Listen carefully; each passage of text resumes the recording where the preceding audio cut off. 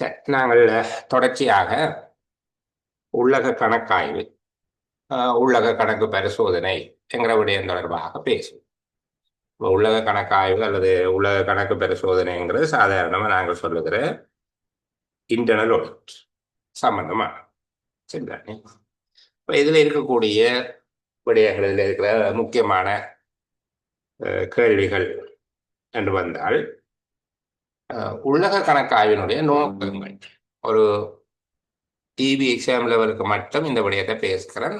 இது தொடர்ந்து மேலதிகமாக பேசப்பட்ட காணொளிகள் உங்களுக்கு கிடைக்க செய்யப்படும். ஆர்வமுடையவர்கள் அவற்றையும் கற்றுக்கொள்ள முடியும். உள்ளக கணக்காய்வினுடைய நோக்கம் என்ன என்று கேட்பார்கள். இதுக்குள்ள ஒரு கேள்வி பெரும்பாலும் கேட்கிறது, உள்ளக கணக்காய்வினுடைய நோக்கம். உள்ளக கணக்காய்வினுடைய நோக்கம் நாங்கள் சொல்லுகிற நேரத்தில், உள்ளக கணக்காய்வு நிறுவப்படுவதனுடைய நோக்கமும் உள்ளக கணக்காய்வு செயற்படுவதனுடைய நோக்கத்தையும் சேர்த்து எழுதுவது சிறப்பு.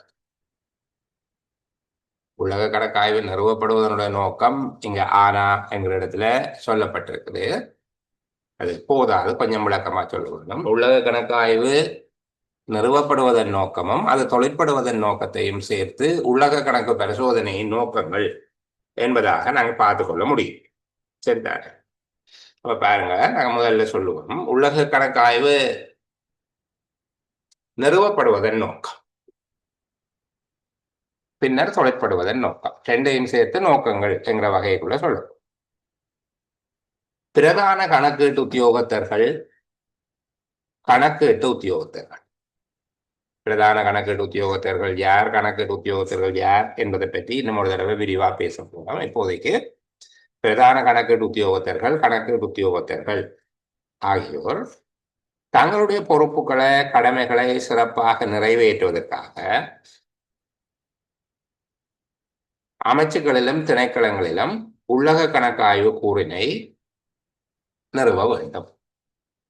இது உள்ளக கணக்காய்வு கூறு நிறுவப்பட வேண்டியதன் அவசியம் என்ன என்கிற வகையில பார்த்து கொண்டு வரோம். முதலாவது விஷயம் என்ன சொல்றோம்? பிரதான கணக்கீட்டு உத்தியோகத்தர்களும் கணக்கீட்டு உத்தியோகத்தர்களும் தங்களுடைய பொறுப்புகளையும் கடமைகளையும் சிறப்பாக நிறைவேற்றுவதற்காக அமைச்சுக்களிலும் திணைக்களங்களிலும் உள்ளக கணக்காய்வு கூறு ஒன்றினை அமைக்க வேண்டும். இரண்டாவது, தேசிய கணக்காய்வு சட்டத்தினால் வலியுறுத்தப்படுகின்ற வகையிலே, தேசிய கணக்காய்வு சட்டத்தினால் விதித்துரைக்கப்பட்டதற்கு அமைவாக ஒவ்வொரு நிறுவனமும், ஒவ்வொரு அரச நிறுவனமும் தமக்கான உள்ளக கணக்காய்வு கூறு ஒன்றினை கொண்டிருக்க வேண்டும். மூன்றாவது, பல திணைக்களங்களை கொண்டிருக்கக்கூடிய அமைச்சுக்கள். ஒரு அமைச்சுக்கள்ல பல திணைக்களங்கள் இருக்குது, அதைத்தான் சொல்லுவேன். பல திணைக்களங்களை கொண்டிருக்கின்ற அமைச்சுக்கள், பல உப அலுவலகங்கள், வேலைத்தளங்கள், பண்டகசாலைகள் என்பவற்றை கொண்டிருக்கின்ற திணைக்களங்கள், அபிவிருத்தி வேலைகளில் ஈடுபட்டுள்ள திணைக்களங்கள், செயற்திட்டங்களை நடைமுறைப்படுத்துகின்ற திணைக்களங்கள் கட்டாயமாக உள்ளக கணக்கு ஆய்வு கூறினை நிறுவ வேண்டும் என திரைசேரியினால் விதித்துரைக்கப்பட்டிருப்பதனால் உள்ளக கணக்காய்வு கூறுகள் நிறுவப்படுகின்றன. உள்ளக கணக்காய்வு கூறுகள் நிறுவுவதை கட்டாயமாக்குற சூழ்நிலைகள் மூன்று சொல்லி இருக்கிறோம். ஒன்று, பிரதான கணக்கீட்டு உத்தியோகத்தர்களும் கணக்கீட்டு உத்தியோகத்தர்களும் தங்களுடைய பொறுப்புகள், கடமைகளை சிறப்பாக நிறைவேற்றுவதற்காக அமைச்சுக்களிலும் திணைக்களங்களிலும் உள்ளக கணக்காய்வு கூறினை நிறுவுதல் வேண்டும். இரண்டாவது, தேசிய கணக்காய்வு சட்டத்தில் விதித்துரைக்கப்பட்டதற்கு அமைவாக அதன் ஏற்பாடுகளை பின்பற்றும் நோக்கில் அமைச்சுக்களும் திணைக்களங்களும் உள்ளக கணக்காய்வு கூறினை நிறுவிக் கொள்கின்றன. மூன்றாவது, பல திணைக்களங்களை கொண்டுள்ள அமைச்சுக்கள், பல உப அலுவலகங்கள், வேலைத்தளங்கள், பண்டகசாலைகளை கொண்ட திணைக்களங்கள், அபிவிருத்தி வேலைகளில் ஈடுபட்டுள்ள திணைக்களங்கள், செயற்திட்டங்களை நடைமுறைப்படுத்துகின்ற திணைக்களங்கள் கட்டாயமாக உள்ளக கணக்காய்வு கூறினை நிறுவ வேண்டும் என திரைசேரியினால் விதித்துரைக்கப்பட்டதற்கு அமைவாக அமைச்சுக்கள், திணைக்களங்கள் உள்ளக கணக்காய்வு கூறுகளை நிறுவிக் கொள்கின்றன.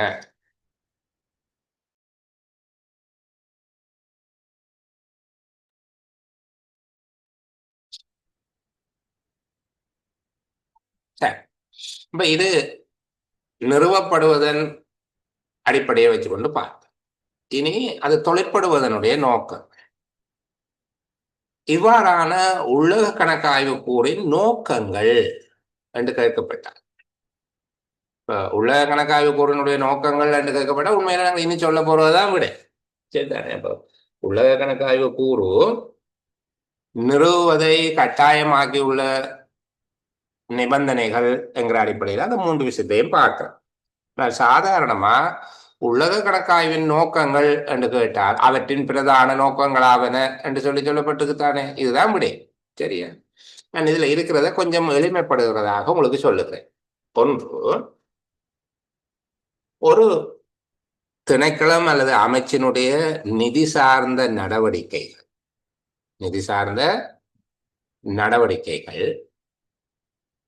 அங்கு பிழைகள், தவறுகள், மோசடி, களவு, துஷ்பிரயோகம் போன்றவை நிகழாமல் தடுப்பதற்கு அல்லது அவ்வாறு நிகழ்ந்தால் அதற்கு காரணமானவரை கண்டுபிடித்து அவர் மீது பொறுப்புகளை சுமத்துவதற்கு ஏற்ற வகையில்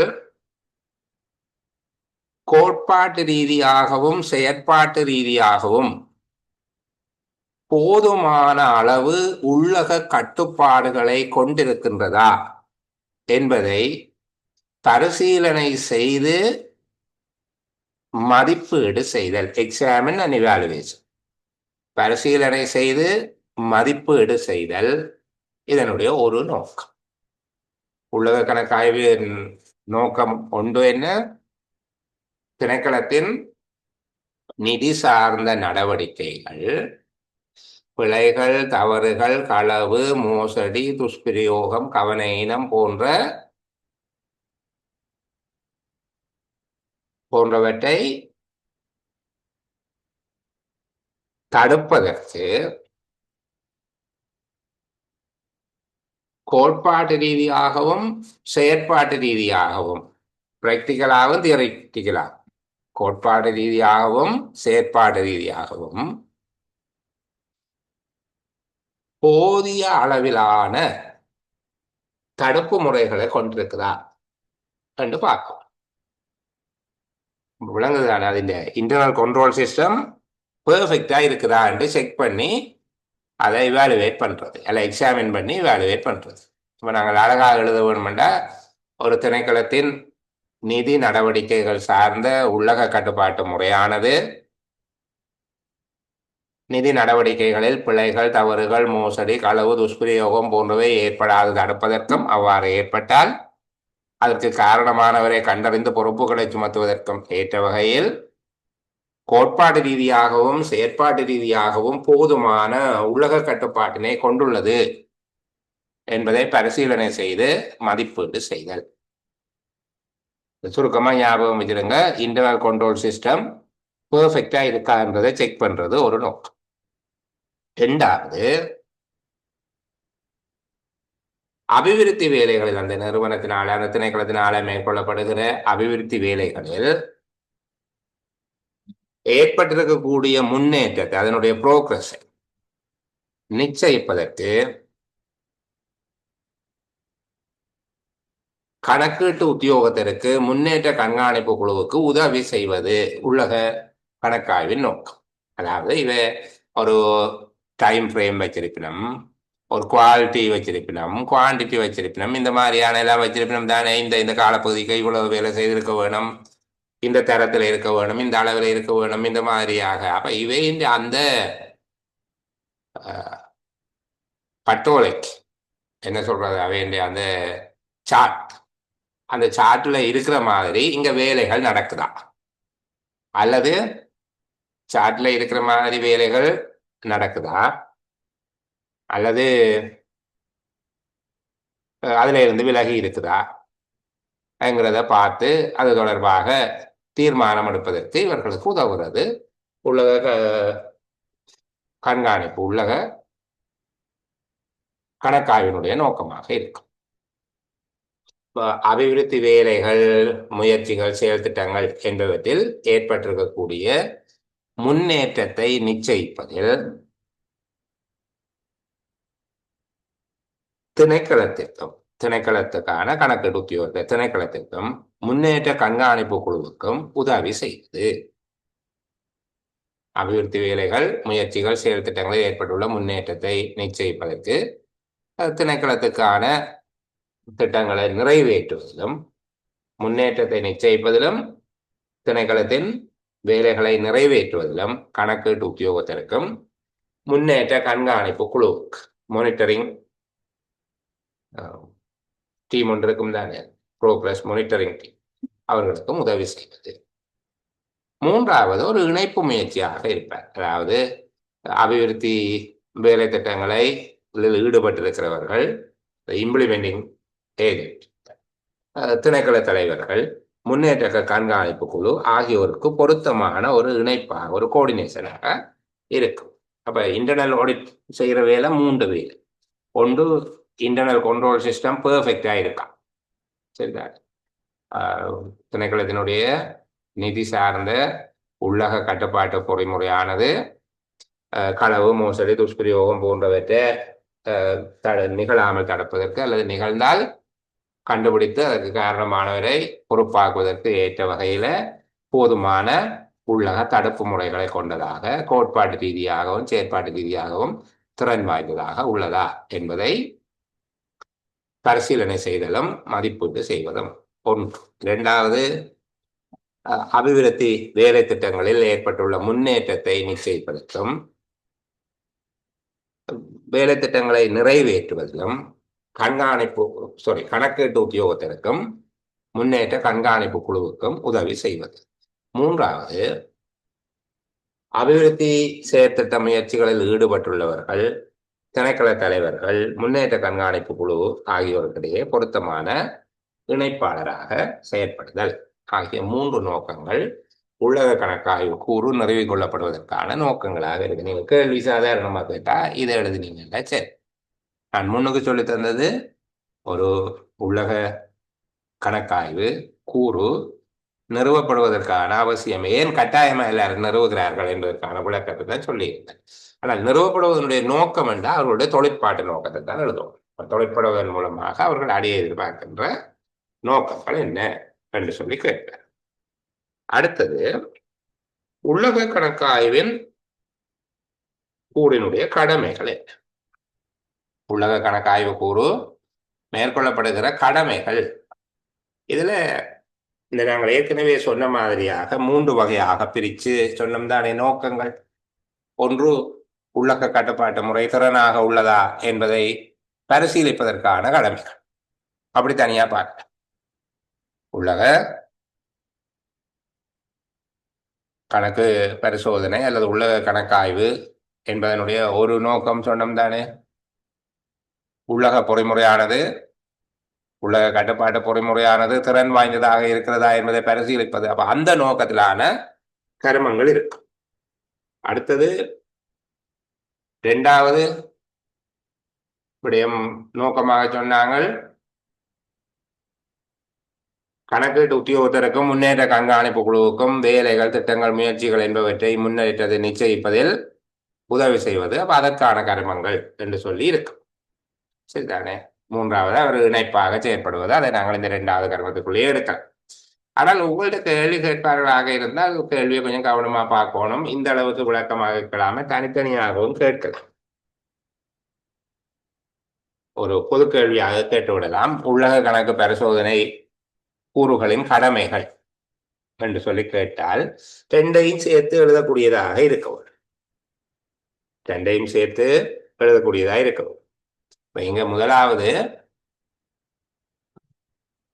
உள்ளக கட்டுப்பாட்டு முறைமையின் திறன் தொடர்பாக பரிசீலிக்கிற அந்த நோக்கத்துக்காக அவர்கள் என்ன வேலை செய்ய போயிடும் என்று பார்ப்போம்.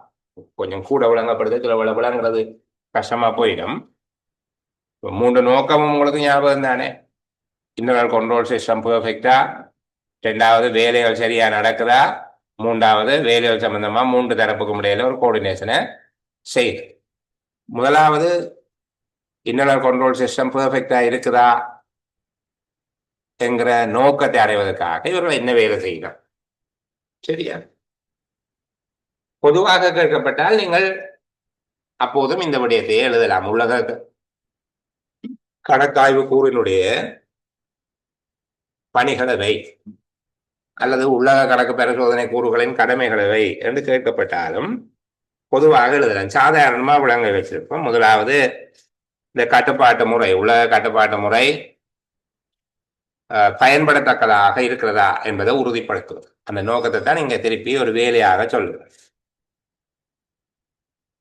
திணைக்களத்தில் வழக்கல், தவறுகள், மோசடி, களவு, துஷ்பிரயோகம் போன்றவை ஏற்படாமல் இருப்பதற்கும், ஏற்பட்டால் அதற்கு காரணமானவர்களை கண்டறிந்து பொறுப்பாக்குவதற்கும் ஏற்ற வகையில் கோட்பாட்டு ரீதியாகவும் செயற்பாட்டு ரீதியாகவும் சிறந்த உள்ளக கட்டுப்பாட்டு முறை காணப்படுகிறதா என்பதை பரீட்சித்து உறுதிப்படுத்துவது முதலாவது வேலை. நோக்கம் என்று கேட்டாலும் முதலாவது நோக்கமாக இதை நீங்கள் எழுதுங்கள். இரண்டாவது, இதுல இருக்கிறத விட கொஞ்சம் வித்தியாசமா சரியா சொல்லிக்கொண்டு அழகா சொல்லிக் கொண்டு வாரன். இரண்டாவது, நிதி ஒழுங்கு விதிகள், நிர்வாக ஒழுங்கு விதிகள், நிதி மற்றும் நிர்வாகம் தொடர்பாக வெளியிடப்படுகின்ற சுற்றறிக்கைகள், அறிவுறுத்தல்கள், ஆலோசனைகள், கட்டளைகள் ஆகியவை பின்பற்றப்படுகின்றனவா என்பதை பரீட்சித்து உறுதிப்படுத்துவது. இது இரண்டாவது நோக்கம். நிதி ஒழுங்கு விதிகளும் நிர்வாக ஒழுங்கு விதிகளும் இவை தொடர்பில் காலத்துக்கு காலம் வெளியிடப்படுகிற சுற்றறிக்கைகள், அறிவுறுத்தல்கள், ஆலோசனைகள், கட்டளைகள் என்பவை பின்பற்றப்படுகிறதா என்பதை பரீட்சித்து உறுதிப்படுத்துவது. மூன்றாவது, உபயோகிக்கப்பட வேண்டிய ஏடுகள், படிவங்கள் உபயோகிக்கப்படுகிறதா, அவைகளில் பதியப்பட வேண்டிய பதிவுகள் முறையாக பதியப்படுகிறதா என்பதை உறுதிப்படுத்துவது. 4, திணைக்களத்தினுடைய கணக்கீட்டு முறைமை, கணக்கு வைத்தல் என்பவற்றை பரிசோதிப்பது. 5, திணைக்களத்தினுடைய சொத்துக்கள் கட்டுக்காப்பாக இருப்பதை உறுதி செய்வது. 6, நான் சொல்றது இந்த புத்தகத்தில் ஒழுங்கமாக இருக்கும், பரவாயில்ல. பொருட்கள் சிக்கனமாகவும் முறையாகவும் உபயோகிக்கப்படுகிறதா. 7வது, சேதாரம், அழிவு, உபயோகமற்றிருத்தல்,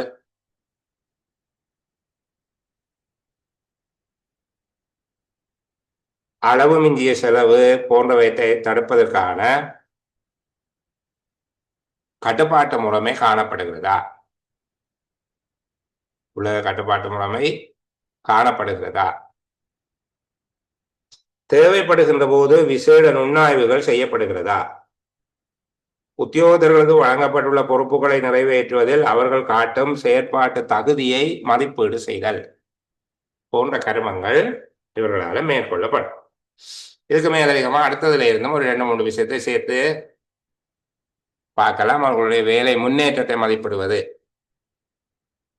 ஒரு திணைக்களத்தின் தொழில்நுட்ப அல்லது கணக்கு முறைக்கு ஏற்ற வகையில் நிர்வாக முறைமை காணப்படுகிறதா. ஒரு திணைக்களத்தின் தொழில்நுட்ப கணக்கு முறைமைக்கு ஏற்ற வகையில் நிர்வாக முறைமை கடமைகளை பரிசோதிக்கிறதா. இப்ப இப்படி பார்க்கலாம். ஒரு திணைக்களத்துல கணக்கு முறைமை எப்படி இருக்க வேணும், அதற்கு ஏற்ற விதமாக நிர்வாக முறைமை இருக்கிறதா என்றால் அவருடைய கடமைகளை பரிசோதித்து அறிக்கை செய்வது. அதுபோல வேலை திட்டங்கள், அபிவிருத்தி முயற்சிகள் என்பவற்றின் முன்னேற்றம், பட்டோலைகளுக்கு, பட்டோலை என்றால் சார்ட், திட்டங்களுக்கு, திட்ட வரைவுகளுக்கு திட்டமிடப்பட்டதற்கு அமைவாக உள்ளதா. வேலைகளை நிறைவேற்றுவதில் தடை, தாமதம் ஏதேனும் காணப்படுமாக இருந்தால் அவருக்குரிய காரணங்களை கண்டறிதலும் அவற்றுக்கான தடைகளை நீக்குவதற்கு உதவி புரிகிறது. இந்த நிலைமைகள் தொடர்பிலான மேற்பார்வை மற்றும் கட்டுப்பாட்டு முறைமைகளை பொருத்தமானவையா என்று மதிப்பீட்டு செய்வது. வேலைகளை மேற்பார்வை செய்தல், கட்டுப்படுத்துதல் முறைமைகள் பொருத்தமானவையா என்பதை ஆய்வு செய்வது. இவ்வளவும் உலக கணக்கு ஆய்வினுடைய கருமங்கள் என்று கேட்கப்பட்டால் நீங்கள் அதுல கொஞ்சம் இதுல கொஞ்சம் சொல்லலாம். விளங்குது தானே. முதலாவது, நிதி தொடர்பாக பார்க்கக்குள்ள இந்த அங்க பிழை நடக்காம தடுக்கிறதுக்கும் நடந்தால் கண்டுபிடிக்கிறதுக்கும் பொருத்தமான முறை இருக்குதா? ரெண்டாவது, நிதி ஒழுங்கு விதிகள், நிர்வாக ஒழுங்கு விதிகள், சுற்றறிக்கைகள் பின்பற்றப்படுதா? மூன்றாவது, உரிய படிவங்கள் பயன்படுத்துகிறாங்களா? உரிய ரெஜிஸ்டர் பாவிக்கிறாங்களா? அதுல உரிய வகையில பதிவுகள் மேற்கொள்ளப்படுகிறதா? உரிய காலப்பகுதியில கணக்குகள் கூற்றுக்கள் வெளியிடப்படுகிறதா? கணக்கு வைப்பு முறை பின்பற்றப்படுதா? உத்தியோகத்தர்கள் தங்களுக்கு ஒதுக்கப்பட்டுள்ள பொறுப்புகளை நிறைவேற்றுவதில் எவ்வளவு தூரம் தங்களுடைய குவாலிட்டி தகுதியை வெளிப்படுத்துகிறார்கள், எவ்வளவு தூரம் உரிய காலத்தில் பதிலளிக்கிறார்கள், பணியாற்றுகிறார்கள் என்பது.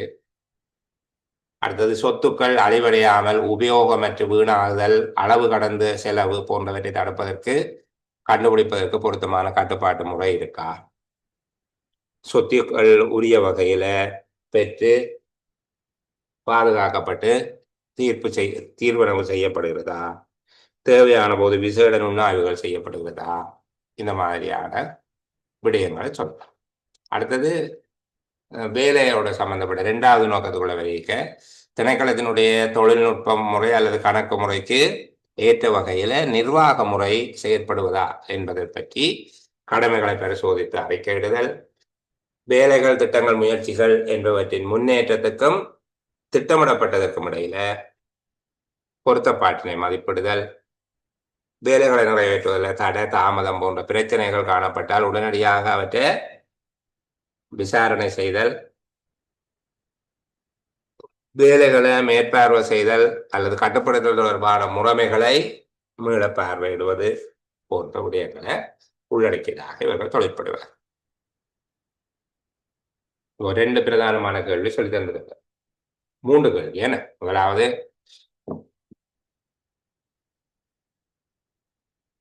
கட்டுநிதி எல்லை, கட்டுநிதி அதிகாரம் என்ற என்ன என்று பார்த்துட்டோம். ரெண்டாவது, உலக கணக்காய்வினுடைய நோக்கங்கள், மூன்று வகையான நோக்கங்கள் இருக்குது என்று பார்த்த நாங்கள்.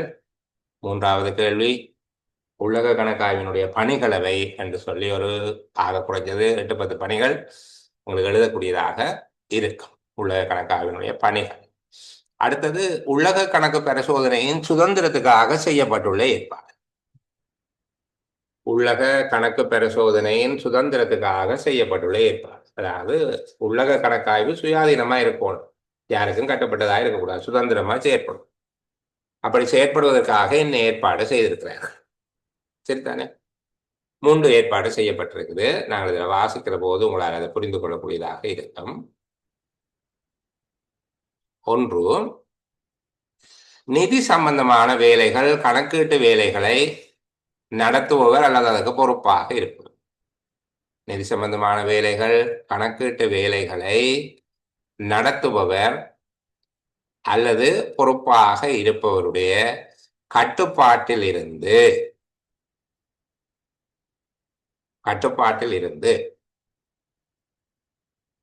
விடுபட்டிருக்க வேண்டும். அவற்றை கட்டுப்பாட்டுக்கே இருக்கக்கூடாது. சுருக்கமாக சொன்னா, அக்கவுண்ட் கண்ட்ரோல்ல இருக்கக்கூடாது.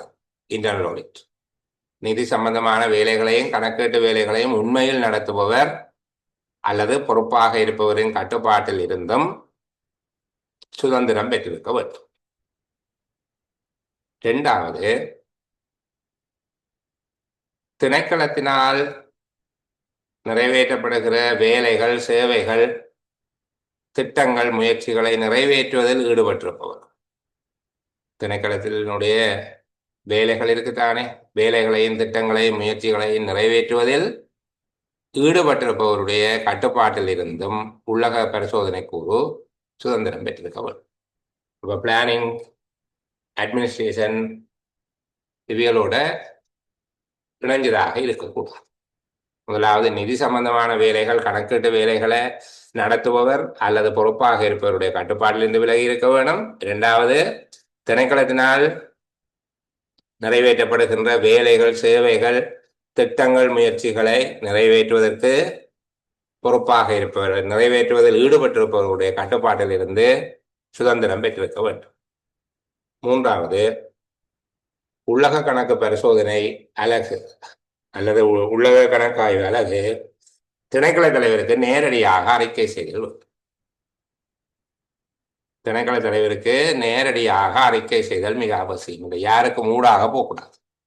ஏஓ கூட போடுறது, அக்கௌண்டன்ட் கூட போடுறது, பிளானிங் டைரக்டர் கூட போகிறது, இந்த மாதிரி எல்லாம் செய்ய இயலாது. அது திணைக்கள தலைவருக்கு நேரடியாக அறிக்கையிடுவதாக இருக்கணும். 3 விடயம் விளங்குதானே. நிதி தொடர்பான வேலைகள், கணக்கீட்டு வேலைகளில் ஈடுபட்டிருப்பவர்களிலிருந்து சுதந்திரம் பெற்றிருக்க வேண்டும். அதாவது அவர்களோடு தொடர் பெற்றதாக இருக்க வேண்டும். 2வது, வேலைகள், சேவைகள், திட்டங்கள், முயற்சிகளை நிறைவேற்றுவதில் ஈடுபட்டிருப்பவர்கள் அதற்கு பொறுப்பானவர்களுடைய கட்டுப்பாட்டிலிருந்து சுதந்திரம் பெற்றிருக்க வேண்டும். 3வது, திணைக்கள தலைவருக்கு நேரடியாக அறிக்கை செய்யப்படுதல் வேண்டும். உள்ளக கணக்கு பரிசோதனை அலகின் சுதந்திரத்துக்காக செய்யப்பட்டுள்ள ஏற்பாடு. உலக கணக்கு ஆய்வு கூறின் சுதந்திரமான செயற்பாட்டுக்கான ஏற்பாடுகள் என்று கேட்கப்பட்டால் இந்த 3ஐயும் எழுத வேண்டும். கேள்வி வடிவங்கள் மாறி வரலாம், மொழிபெயர்ப்பு குறைபாடுகள்ல உங்களுக்கு விளங்க வேணுமா, இந்த பகுதியைத்தான் கேட்கிறாங்க என்று சொல்லு. சரிதான். அடுத்தது இந்த 135வது நிதி கட்டுப்பாட்டுக்கான கடமைகளை கையளிப்பது என்பதை பற்றி நான் உங்களோட கதைக்க.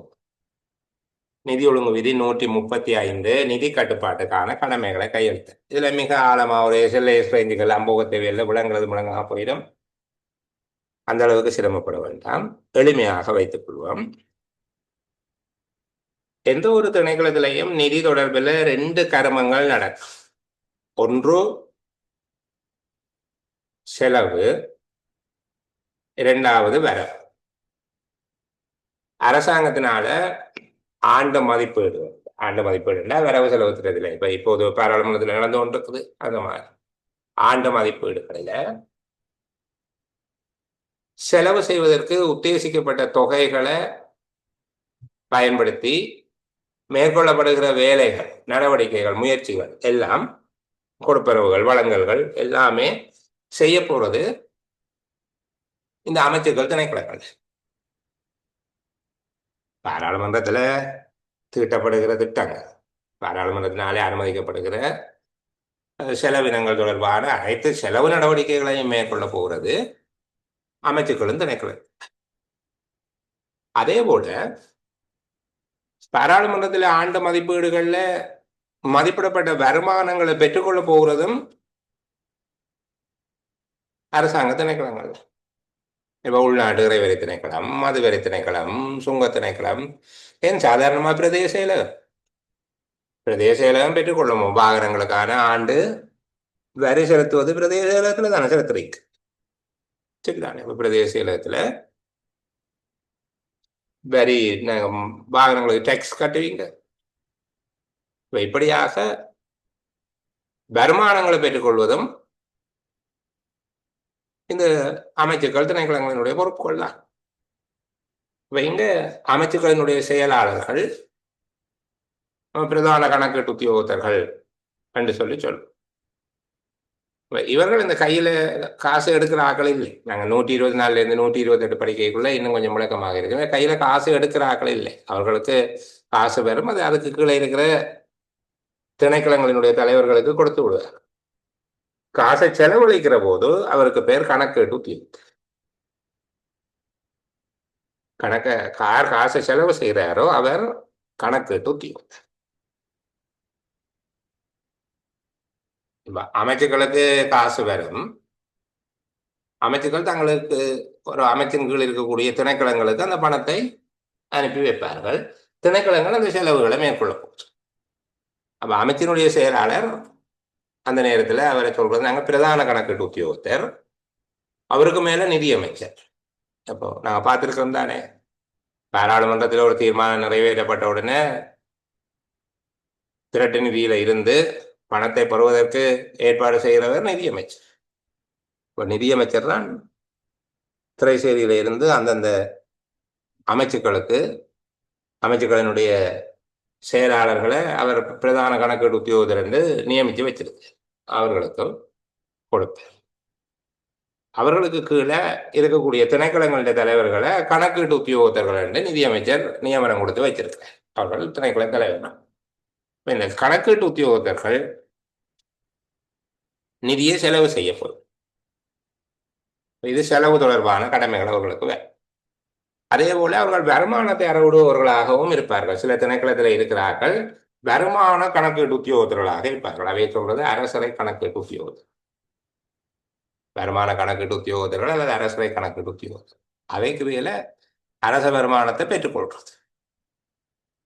இப்படி வருமானத்தை பெற்றுக்கொள்கிற நடவடிக்கை முதல் சொன்னது போல அரசாங்க பணத்தை செலவு செய்து வேலைகள் சேவைகளை நிறைவேற்ற அரசாங்க பணத்தை செலவு செய்கிற நடவடிக்கை ஆகியவற்றை கணக்கீட்டு உத்தியோகத்தர்கள் செய்கிறார்கள். இந்த கணக்கீட்டு உத்தியோகத்தர்கள் தனித்து இந்த கர்மத்தை செய்ய இயலாது. கணக்கீட்டு உத்தியோகத்தர்கள் தனித்து இந்த கர்மத்தை செய்ய இயலாது. அதை விட இங்கே ஒரு வெளிப்பட தன்மை வேணும். இந்த கர்மங்களை செய்கிற போது எல்லோரும் அறியும் விதமாக செய்ய வேணும். நிதி சம்பந்தப்பட்ட விடயம் இல்லோ. இப்போ செலவினங்கள் வெளிப்படைத்தன்மையாக, வருமானங்கள் வெளிப்படைத்தன்மையாக இருக்க வேணும். செலவினங்களை மேற்கொள்வது இப்போ வெளிப்படைத்தன்மை வேணும். ஒன்று தனிச்சு இவர் இந்த வேலையை செய்ய இயலாது. இரண்டாவது இதை வெளிப்படைத்தன்மையாக செய்ய வேணும். பொறுப்பு கூறுதல், அக்கௌண்டபிலிட்டி, என்ன பொறுப்பு சொல்ற கணக்களி தன்மை என்று சொல்லி வெளிப்படைத்தன்மை, கணக்களி தன்மை அல்லது பொறுப்பு கூறும் தன்மை என்பது முக்கியம். இதை தவிர ஒரு கர்மத்தை ஒன்றுக்கு மேற்பட்டவர்களுடைய பார்வைக்கு உட்படுத்துகிற போது அங்க பிழைகள், தவறுகள், மோசடி, களவு போன்றவை விடுபாடுகள் வராமல் இருக்கும். இந்த நோக்கங்களுக்காக ஒன்று அவர் தனித்து கர்மங்களை செய்ய முடியாது. கணக்கீட்டு உத்தியோகத்தை நிதி சார்ந்த கர்மங்களை தனித்து நிறைவேற்றுதல் இயலாது. அவ்வாறு நிறைவேற்றுகிற போது அங்க தவறுகள், வழக்குகள், பிழைகள் போன்றவை ஏற்படுவதற்கு வாய்ப்பு ஏற்படும். சுமை அதிகமாக இருக்கும். இரண்டாவது, இந்த கர்மங்களை வெளிப்படைத்தன்மையானதாக பொறுப்பு கூறும் விதமாக நிறைவேற்ற வேண்டுமாக இருந்தால் தனி ஒருவர் செய்யாமல் பல பேருடைய பார்வைக்கு உட்படுத்துவது சிறந்தது. வெளிப்படைத்தன்மை நோக்கில் ஒன்றுக்கு மேற்பட்டவர்களுடைய பார்வைக்கு இதை உட்படுத்துது. மூன்றாவது, இந்த கர்மங்கள்ல தவறுகள், பிழைகள், விடுபாடுகள், விதிமீறல்கள் போன்ற பிரச்சனைகள் ஏற்படாமல் இருப்பதற்காக இதை ஒன்றுக்கும் மேற்பட்டவர்களுடைய பார்வைக்கு இந்த கர்மங்களை உட்படுத்துவது சிறந்ததாக இருக்கும். இந்த அடிப்படையில் இந்த கர்மங்களை அவர் படிமுறைகளாக பிரித்து, உதாரணத்துக்கு செலவின கடமைகளை, செலவுகளை மேற்கொள்ளுதல், செலவு என்கிற விடயத்தை கணக்கீட்டு உத்தியோகத்தர் படிமுறைகளாக பிரித்து 4 துண்டுகளாக ஆக்கி அல்லது 4 படிமுறைகளாக ஆக்கி இவற்றை ஒன்றுக்கு மேற்பட்ட அலுவலர்களிடம் கையளிக்கிறார். வெவ்வேறு படிமுறைகளை வெவ்வேறு அலுவலர்களிடம் கையளிக்கிறார். எல்லாவற்றையும் ஒருவரை செய்யாமல் செலவு சம்பந்தப்பட்ட கர்மங்களை 4 துண்டாக பிரித்து 4 பேர்கிட்டையோ 3 பேர்கிட்டையோ என்னமோ விடுது. அதுபோல வருமானம் சம்பந்தப்பட்ட விடயங்களை 3 துண்டங்களாக பிரித்து அதனையும் வெவ்வேறு உத்தியோகத்தர்களிடம் கையளிக்கிறது. இவ்வாறு மேற்கொள்ளப்படுகிற கையளிப்பு தான் நிதி கட்டுப்பாட்டுக்கான கடமைகளை கையளித்து. இப்போ நான் உங்களுக்கு நிதி கட்டுப்பாட்டுக்கு தொடர்பான கடமைகள் ஏன் கையளிக்கப்பட வேண்டும் என்பதற்குரிய விளக்கத்தை சொல்லி தந்திருக்கேன். 3 நோக்கங்களுக்காக அது கையளிக்கப்படுகிறது. சரிதானே? இதை பற்றி மேலதிகமாக விளக்கம் பண்ணலாம். இங்கு நிதி கையளிப்பு தொடர்பான கட்டங்கள் அல்லது படிமுறைகள் என்று கேட்கப்படுமாக இருந்தால் நீங்கள் செலவினம் தொடர்பான கடமைகள் அனுமதி அளித்தல், அங்கீகாரம் அளித்தல், அத்தாட்சிப்படுத்தல், கொடுப்பனவு செய்தல் என்று 4 படிமுறைகளாகும் அல்ல 4 கட்டங்களாகும். வருமானம் தொடர்பான கடமைகள் மதிப்பீடு செய்தல், சேகரித்தல், ஏற்றல் என்கிற 3 கர்மங்களாகவும் பிரிக்கப்படுகிறது என்று சொல்லிக்கொள்ள வேண்டும். இப்ப இங்க அனுமதி அளித்தல், அங்கீகாரம் அளித்தல், அத்தாட்சிப்படுத்தல், கொடுப்பனவு செய்தல் என்கிற 4 விடயங்கள் கேட்பார்கள். செலவினம் தொடர்பான நிதி சார்ந்த கடமைகள், அது நிதி சார்ந்த கடமைகளில் செலவின கடமைகள் எவ்வாறு படிமுறைகளாக பிரித்து கையளிக்கப்படுகிறது? அனுமதி அளித்தல், அங்கீகாரம் அளித்தல், அத்தாட்சிப்படுத்தல், கொடுப்பனவு செய்தல் என்பதாக இருக்கும். வருமானம் தொடர்பான கடமைகள் மதிப்பீடு செய்தல், சேகரித்தல், ஏற்றல் என்பதாக இருக்கு. இது தொடர்பாக விளக்கமாக பார்ப்பதற்கு முன்னால இப்படி ஏதோ தெரியாத ஒரு பேரை வச்சுக்கொண்டு சிரமப்பட்டு கொண்டிருந்தால் அதை புரிந்து கொள்வதில் சிரமம் இருக்கும் என்கிற அடிப்படையில் நான் இந்த விடயங்களை உங்களுக்கு ஒரு மேலோட்டமாக விளங்கப்படுத்தி விடுகிறேன். இவை என்ன, இந்த கர்மங்கள் என்ன என்று சொல்லி அதுக்கு பிறகு விளக்கமாக இந்த கர்மங்கள் என்றால் என்ன, இவற்றை நிறைவேற்றுகிற உத்தியோகத்தர்கள் எவ்வாறான நடவடிக்கைகளில் ஈடுபட வேணும், அல்லது அவர்களுடைய பொறுப்புகள் என்ன, இவற்றை நிறைவேற்றுபவர்களுடைய பொறுப்புகள் எவை என்று சொல்லி நாங்கள் பார்த்துக்கொண்டே. அப்ப முதலாவது அனுமதி அளித்தல் என்றால் என்ன என்பதை புரிந்து கொள்வோம். இப்ப அனுமதி அளித்தல் என்றால் என்ன என்பதற்குரிய விளக்கத்தை சொல்வதற்கு முன்பாக சாதாரண வார்த்தைகளை புரிந்து சரிதானே. ஒரு திணைக்களம் வேலைகளை செய்விக்கும். வேலைகளை செய்விக்கும் தானே. இப்ப கட்டட வேலை, பெயிண்ட் அடிக்கிறது, இந்த மாதிரியான வேலைகள். அதுபோல வழங்கல்களை பெறும். வழங்கல்கள் என்றால் supplies, water supply, electricity supply, fuel supply, அந்த மாதிரியாக வழங்கல்கள். அடுத்தது சேவைகள். சேவைகள் என்று சொல்றது இப்ப கிளீனிங் சர்வீஸ், என்ன செக்யூரிட்டி சர்வீஸ், இந்த மாதிரியான சேவைகளை பெறும். இவையெல்லாம் செலவு உண்டாக்குறபடியாங்க, செலவு செய்யத்தானே போறோம். அப்போ சேவைகளை பெறும். அதுபோல பொருட்களை பெறும். பொருட்கள் என்ன, எழுது பொருட்கள், காகிதாதிகள், புத்தகங்கள், கடதாசி, பேனை, பென்சில், இப்படியாக பொருட்களையும் வாங்கும்.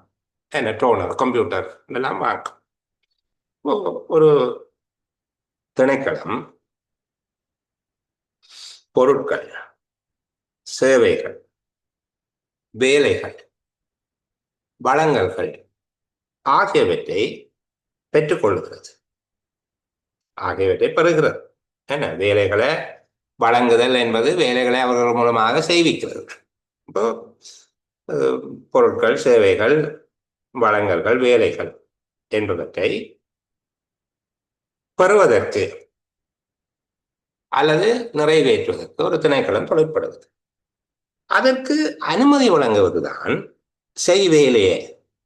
அடிப்பையின்றே என்ன கூட்டு வாட்டர் சப்ளை அந்த மாதிரி அதற்குரிய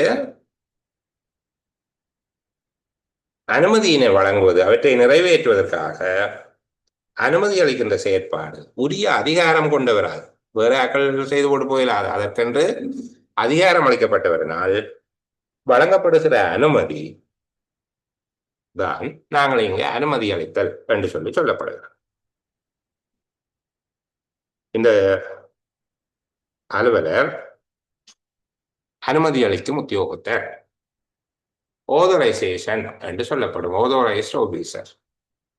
இவர் திணைக்கள தலைவர் அல்லது திணைக்கள தலைவரால் அங்கீகரிக்கப்பட்டவராக இருக்கலாம். அனுமதி அளித்தல் என்றால் என்ன என்று இப்ப விளங்கி கொண்டீங்க தானே. திணைக்களம் ஒன்று பொருட்கள், சேவைகள், வழங்கல்கள் என்பவற்றை பெறுவதற்கும் வேலைகளை நிறைவேற்றிக் கொள்வதற்கும் அதிகாரம் அளிக்கக்கூடிய உத்தியோகத்தினால் வழங்கப்படுகின்ற ஆணை, ஓர்டர், வழங்கப்படுகின்ற ஆணை அனுமதி அளித்தல் என்று அழைக்கப்படுகிறது. இது திணைக்கள தலைவர் அல்லது அவரால் அதிகாரம் அளிக்கப்பட்டவர் மூலமாக நிறைவேற்றப்படும். ஆதரைசேஷன், அனுமதி அளித்தல். அங்கீகரித்த இப்ப இந்த அனுமதி அளித்தல் எப்படி நடக்கும் என்று சொல்லி விளங்கிக் கொள்ளுங்களேன். இப்படி சொல்லுகிற போது என்ன என்றால், இப்ப ஒரு அக்ரிமெண்ட், ஒரு ஒப்பந்தம் உண்டு, வேலை தொடர்பாக ஒரு ஒப்பந்தம் உண்டு கைச்சாத்திடப்படுகிற போது அந்த வேலையை செய்வதற்கான அனுமதி அளிக்கப்படுகிறது. சரிதானே. கண்ட்ராக்ட், ஒரு உடன்படிக்கை ஒன்று நிறைவேற்றப்படுகிற போது அக்ரிமெண்டோ கண்ட்ராக்ட். இப்போ எலக்ட்ரிசிட்டி போர்ட்டோட அவங்க ஒரு இன்வாய்ஸ் ஒன்று அனுப்புவாங்க, இவங்க சைன் பண்ணி அனுப்புவாங்க. அப்போ இதன் மூலமாக அங்கே வேலையை செய்வதற்கான அனுமதி அளிக்கப்படுகிறது. கம்ப்யூட்டர் ரிப்பேர் சம்பந்தமாக அவங்களோட இன்வாய்ஸ் அனுப்புவாங்க, அதுக்கு சைன் பண்ணி அனுப்பினால் அனுமதி அளித்தார். இது ஒரு எழுத்தின் மூலமாக உடன்பட விடை குறித்த ஒரு விடயத்தை செய்வதற்காக நிதி ஏற்பாடுகள் எல்லாம் இருக்குது என்கிறத சார்ந்ததாக இது இருக்கும். இதுக்கு பிறகு நாங்கள் விளக்கமாக பேர்ந்து பார்ப்போம். இப்போ அனுமதி அளித்தல்னா உங்களுக்கு சுருக்கமாக சொல்கிறேன், செய் வேலையே என்று சொல்லுகிறது அனுமதி அளித்தல். ஓதுவை செய்ய அங்கீகாரம் அளித்தல் என்று சொல்லி சொன்னால் ஒரு வேலை சொன்ன மாதிரி செய்திருக்கிறது, சொன்ன அளவில் செய்திருக்குது, சொன்ன தரத்தில் சொல்லி செய்திருக்கு, சொல்லப்பட்ட காலத்துக்குள்ள செய்திருக்கு. அப்போ குறித்துரைக்கப்பட்ட தரத்திலும் அளவிலும் உரிய காலப்பகுதிக்குள்ளேயும் அது நிறைவேற்றப்பட்டிருக்குது. ஆகவே அதுக்கு காசும் கொடுங்கோ, ஆகவே அதுக்கு காசை கொடுக்கலாம், கொடுங்கோ காசை என்று சொல்லி ஆர்டர் பண்றது தான் அங்கீகாரம் அளித்தல். இதை பேமெண்ட் அப்ரூவல் என்று சொல்லி சொல்றது. அப்போ அனுமதி அளிக்கப்பட்ட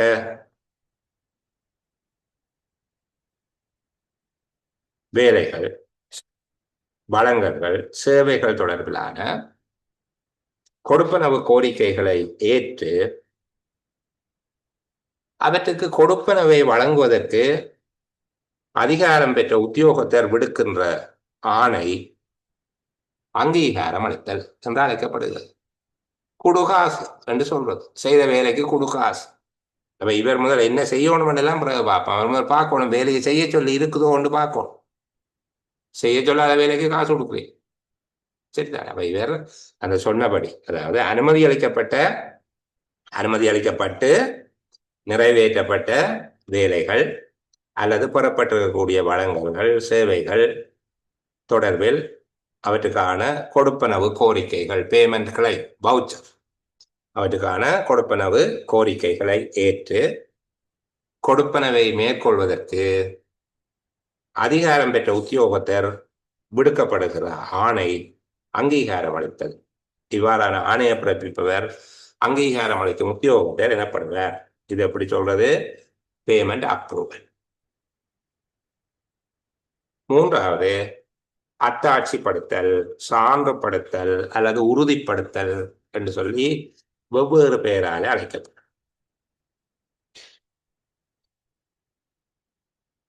சான்றுபடுத்தல் அல்லது உறுதிப்படுத்தல் அல்லது அத்தாட்சிப்படுத்தல் என்று சொல்லி இதை சொல்றோம். இதனுடைய கருத்து என்னன்னா, இந்த சொல்லப்பட்ட வேலைக்கு அல்லது அந்த குறித்த பொருளை பெற்றுக்கொள்வதற்கு, வழங்கலுக்கு காசு ஏற்பாடு இருக்கு. அந்த ஒவ்வொரு வவுச்சராலையும் கொடுக்கப்படுகிற தொகை அதுக்கண்டு சொல்லி ஒரு தலைப்பு, நிகழ்ச்சி திட்டம், கருத்திட்டம், ஒரு ஓட்பட்டிக்குள் சொல்லுவோம் தானே, வாக்குப்பண விடயம் என்பவற்றிலிருந்து சரியாக பெறக்கூடியதாக இருக்கிறது, சரியாக பெறக்கூடியதாக இருக்கிறது. அது எங்களுடைய அதிகாரத்துக்கு உட்பட்டது. அந்த அதுக்கண்டு சொல்லி ஏற்பாடு செய்யப்பட்ட தொகையை விட இந்த கொடுப்பனவு அதிகமாக இல்லை. குறித்த கொடுப்பனவு அந்த நிதியாண்டுல ஏற்பாடு செய்யப்பட்ட தொகையிலும் பார்க்க அதிகரிக்காது, மேற்பட்டது அல்ல.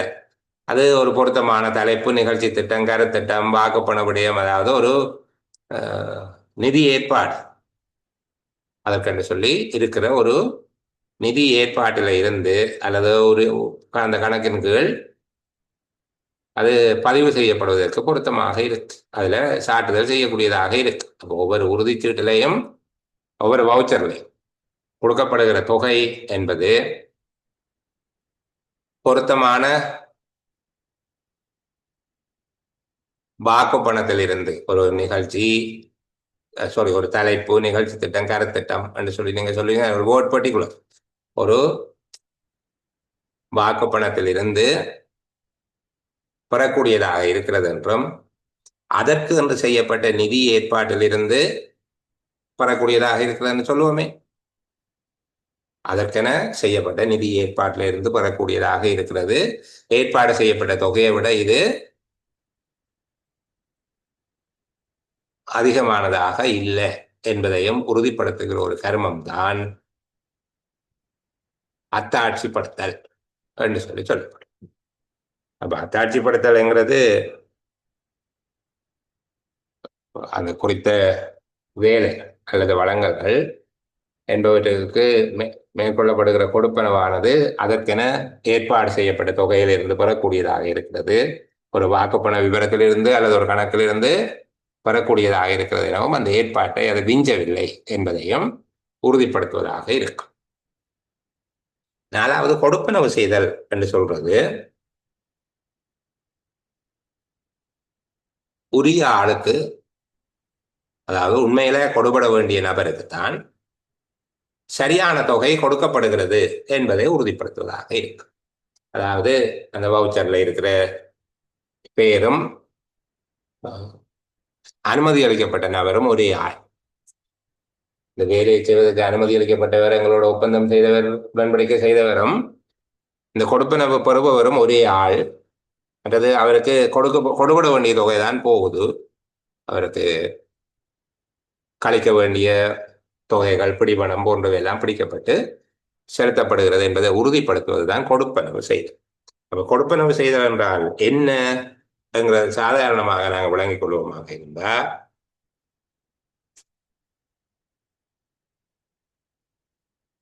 இங்கு கொடுப்பனவு உரிய அனுமதிகள் அல்லது அதிகாரத்தின் கீழ் சரியான நபருக்கு சரியான தொகை மேற்கொள்ளப்படுகிறது என்பதனை உறுதிப்படுத்தி ஒப்பமிடுகிற நடவடிக்கையாக இருக்கும் கொடுப்பனவு செய்தல் என்பது. இப்போ உங்களுக்கு அனுமதி அளித்தல், அங்கீகாரம் அளித்தல், அத்தாட்சிப்படுத்தல், கொடுப்பனவு செய்தல் என்கிற 4ம் விளங்கிட்டு, முதல்ல அது அனுமதி அளித்தல் என்றால் செய் வேலை என்று சொல்றது. 2வது அங்கீகாரம் அளித்தல் என்றால் அந்த சொன்ன வேலையை வடிவா செய்திருக்கிறான், கொடுங்கோ காசு என்று ஆர்டர் பண்றான். அத்தாட்சிப்படுத்தல் என்றால் அதுக்கென்று சொல்லி ஏற்பாடு செய்யப்பட்ட காசுல இருந்துதான் அந்த கொடுப்பனவு செய்யப்படுகிறது. ஏற்பாட்டு தொகையை விட கொடுப்பனவு கூடுதலானது அல்ல என்பதை உறுதிப்படுத்துவது. 4வது கொடுப்பனவு செய்தல் உரிய நபருக்கு உரிய தொகை எங்களுடைய அதிகாரத்துக்கு அமைவாக வழங்கப்படுகிறது, எங்களுக்கு அதை கொடுக்கறதுக்கு அதிகாரமும் இருக்குது என்பதை உறுதிப்படுத்திக் கொள்வதாக இருக்கும். வருமானம் தொடர்பாக இருக்கக்கூடிய 3 கடமைகளையும் கொஞ்சம் பார்ப்போம். மதிப்பீடு செய்தல் என்றால், இது மேல சொல்லப்பட்டது உங்களுக்கு விளங்கிடுது. செலவினம் என்கிற ஒரு கடமையை இப்போ ஒரே ஆள் செய்யறையில இதே 3 பேரோ 4 பேரோ 4 வேலையே 4 பேர் தனித்தனியா செய்யுது. அதுபோல வருமானம் சம்பந்தம் பண்றது இப்படித்தான். யார்கிட்ட இருந்து எவ்வளவு காசு வருமானமாக அறவிட வேணும் என்கிறத லிஸ்ட் பண்ற வேலை தான் மதிப்பீட்டு செய்தல். உதாரணத்துக்கு, ஒரு மோட்டார் சைக்கிளை உரிமையாக வைத்திருப்பவர்களிடமிருந்து ஒரு ஆண்டு 800 ரூபாய் அறவிட வேணும். இலங்கையில பதிவு செய்யப்பட்ட எத்தனை மோட்டார் சைக்கிள்கள் இருக்குது என்பதெல்லாம் பார்த்து தான் ஆண்டு வரவு செலவு திட்டம் மதிப்பிடும். பதிவு செய்யப்பட்ட மோட்டார் சைக்கிள் எத்தனை இருக்கு, பதிவு செய்யப்பட்ட கார் எத்தனை இருக்கு, இரட்டை பயன்பாட்டு வாகனங்கள் எத்தனை இருக்குது என்று சொல்லி அதெல்லாம் அரசாங்கத்திலே இருக்கு அந்த தகவல். சரிதான். இந்த தகவல்கள் எல்லாத்தையும் வச்சுக்கொண்டுதான் வருமான மதிப்பீடு செய்கிறது. மதுபான சாலைகள் எத்தனை இருக்குது, மதுபான சாலையினுடைய அனுமதி பத்திர கட்டணமாக இந்த ஆண்டு எவ்வளவு கிடைக்கும், இப்படியாக செய்கிற வேலைக்கு பேர் தான் மதிப்பீடு செய்து. சரிதானே. ஒரு மோட்டார் சைக்கிள் வைத்திருப்பவரிடமிருந்து 1050 ரூபா வாங்க வேணும். நான் சும்மா சொல்லுவேன், 1050 ரூபா வாங்கணும். ஒரு 4 சக்கர வாகனம், 5 பேர் பயணிக்கக்கூடிய கார், அதுக்கு இவ்வளவு காசு. 8 பேர் பயணிக்கக்கூடிய இந்த மாதிரியான காருக்கு இது, 14 பேர் பயணிக்கக்கூடிய வேனுக்கு இவ்வளவு, 30 பேர் பயணிக்கக்கூடியதுக்கு இவ்வளவு. இந்த மாதிரியாக அந்த வாகனங்களின் வகைகளை பொறுத்து யாரிடமிருந்து எவ்வளவு தொகை அறவீடு செய்ய வேண்டும் என்பது, அல்லது ஒரு உற்பத்தி இதை ஒரு பட்டியலை தயாரிக்கிறதுக்கு தான் மதிப்பீடு செய்தல் என்று பெயர். அவர் பட்டியலை தயார் செய்து கொடுத்துருப்பார். அந்த பட்டியலை வச்சுக்கொண்டு அவையிட்ட போய் காசை வேண்டதால் அவை விரையக்குள்ள காசை வேண்டதுக்கு பேர் தான் சேகரித்தல். இப்போ பிரதேச செயலகத்தில் டேக்ஸுக்கு காசு வாங்குறதுக்கு பேர் சேகரித்தல். சரிதான். 2வது சேகரித்தல் என்றால் இந்த மதிப்பீட்டு பட்டியலுக்கு அமைவாக யாரிடமிருந்து எவ்வளவு புறப்பட மதிப்பிடப்பட்டிருக்கோ அந்த மதிப்பிடப்பட்டதை பெற்றுக்கொள்ளுகிற நடவடிக்கை. மூன்றாவது ஏற்றல் என்றால் அந்த சேகரிக்கப்பட்ட காசை வாங்கி உரிய பணத்துல உரிய கணக்குல வைப்பு செய்யுது. மோட்டார் போக்குவரத்து திணைக்களமோ என்னமோ அவர்கள் இருப்பார்கள் தானே, அல்லது உள்நாட்டு இறைவரி திணைக்களம் அவர்கள் இந்த காசை சேகரித்து அதற்குரிய கணக்கு திரைசேரியா கச்சேரியா அந்த இடத்துல டிபாசிட் பண்ற சேகரித்த பணத்தை அரசாங்க கணக்கில் சேர்த்து அரசரை கணக்கில் சேர்க்கிறது நடவடிக்கை தான் ஏற்றல். அதை ஒரு ஆள் ஏற்றுக்கொள்வார், அக்செப்டன்ஸ். சரிதானே? Estimation, collection, acceptance. மதிப்பீடு செய்வது, சேகரிப்பது, ஏற்றுக்கொள்வது. எவ்வளவு காசு வாங்கணும் லிஸ்ட் ஒன்றை ப்ரிப்பேர் பண்ணுறது, ரெண்டாவது லிஸ்ட்டுக்கு காசு கலெக்ட் பண்ணுவார், ரெசிப்டை கொடுப்பார், மூன்றாவது தான் சேகரித்த காசை கொண்டு வந்து அரசாங்க கணக்கு ஒன்றுக்கு கொடுக்கிற போது அந்த அந்த பணத்தை பொறுப்பேற்பவர் ஏற்ற என்கிற நடவடிக்கையை செய்வார். இது வருமானம் தொடர்பான நடவடிக்கை 3 அலுவலர்களால் பிரித்து செய்யப்படும். சரிதானே? அப்போ அது எஸ்டிமேஷன் அல்லது அசஸ்மெண்ட் என்று சொல்லுவார்கள். Assessment, collection, acceptance. மதிப்பிடுதல், சேகரித்தல், ஏற்று என்கிற 3 கருமங்களாக அரசரை கடமைகள் அல்லது வருமான கையளிப்பு கடமைகள் இருக்கும். இதுல இனி ஒவ்வொரு கருமங்கள் தொடர்பாகவும் அவர்கள் என்னென்ன விடயங்களுக்கு பொறுப்பு கூற வேண்டியவர்களாக இருப்பார். இவர்கள் இப்ப கணக்கீட்டு உத்தியோகத்திற்காக இவ வேலை செய்யணும். கணக்கீட்டு உத்தியோகத்தை தான் செய்ய வேண்டிய கருமத்தை 4ஆ பிரிச்சு செலவினங்களை செய்ய அவருக்கு பேர் கணக்கீட்டு உத்தியோகத்தர். அவர் 4ஆ பிரிச்சு ஆக்கள்கிட்ட பங்கிட்டு கொடுத்துருக்கிறார்.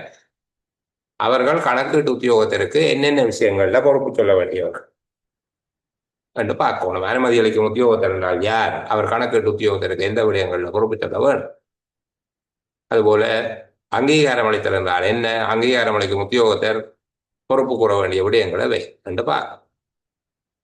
அதே போல இங்க வருமானம் என்று வருகிற போது வருமான கணக்கீட்டு உத்தியோகத்தர் அல்லது அரசரை கணக்கீட்டு உத்தியோகத்தர் என்று அந்த கணக்கீட்டு உத்தியோகத்தருக்கு பேர். அப்போ ஒரு அரசரை கணக்கீட்டு உத்தியோகத்தர் தனக்கு கீழே இருக்கக்கூடிய கருமங்களை, தனக்கு பொறுப்பாக இருக்கிற கருமங்களை 3 படிமுறைகளாக பிரித்து அலுவலர்களிடம் கையளிப்பார். அப்படி கையளிக்கப்பட்ட அலுவலர்கள் அந்த வருமான கணக்கீட்டு உத்தியோகத்தர் அல்லது அரசரை கணக்கீட்டு உத்தியோகத்தருக்கு பொறுப்பு கூற வேண்டியவர்களாக இருப்பார்கள். அவர்கள் என்னென்ன விடயங்கள்ல பொறுப்பு கூற வேணும் என்கிறத பார்க்க வேணும். சரியா? இப்போ நாங்கள் ஒரு சிறிய ஓய்வுக்கு பிறகு இது தொடர்பாக ஒவ்வொரு அலுவலர்களும் என்ன செய்ய வேணும் என்பது தொடர்பாக பார்.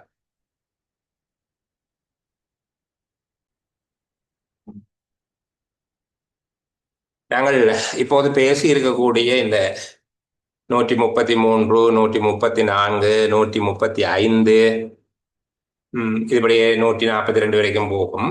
இந்த விடயங்கள் தொடர்பில் ஏற்கனவே ஒலிப்பதிவு செய்யப்பட்ட குரல் ஒலிப்பதிவுகளும் ஒளிப்பதிவு செய்யப்பட்ட காணொளிகளும் இன்றைய சேலமருடைய காணொளிகளோடு சேர்த்து உங்களுக்கு வழங்கப்படும். இப்போ நான் ஓரளவுக்கு உங்களுக்கு இதை பாருங்க, இப்படி படியுங்க, இந்த மாதிரி என்று சொல்லி படிக்கிறதுக்கு வழிகாட்டலாமே தவிர உங்களுக்காக படித்து உங்களுக்காக பரீட்சை எழுத இயலாது. அப்போ அதற்கு ஏற்ற விதமாக அவற்றை பயன்படுத்தி கொள்ளுங்க. அது தவிர ஏற்கனவே நடந்த சேலமர்களினுடைய காணொளிகள், ஆவணங்கள் தவற விடப்பட்டிருந்தால், தவற விடப்பட்டிருந்தால் என்ன தவற விடப்பட்டால் அது உங்களுக்கு கிடைக்கிற விதமாக பகிரப்படும். இந்த இப்போதைக்கு நான் நிதி ஒழுங்கு விதிகள் தொடர்பான விடயத்தை பேசுகிறேன். மற்ற பாடத்துக்கு நான் அந்த பாடத்தில் செஷனில் கலப்போம். நிதி ஒழுங்கு விதிகள் தொடர்பில் ஏற்கனவே கலந்துரையாடப்பட்டவர்களுடைய காணொளிகள் பதிவிடப்படாமல் இருந்தால் அல்லது பதிவிட்டிருந்தாலும் புதிதாக இணைந்தவர்களுக்காக திரும்ப பதிவிடப்படும். இந்த ஆவணம் ஏற்கனவே உங்கள்ட்ட வழங்கப்பட்டிருக்குன்னு நினைக்கிறேன். அதை நீங்கள் பயன்படுத்திக் கொள்ள. சரி, நாங்கள் ஒரு சிறிய ஓய்வை தொடர்ந்து தொடர்ச்சியாக பேசலாம்.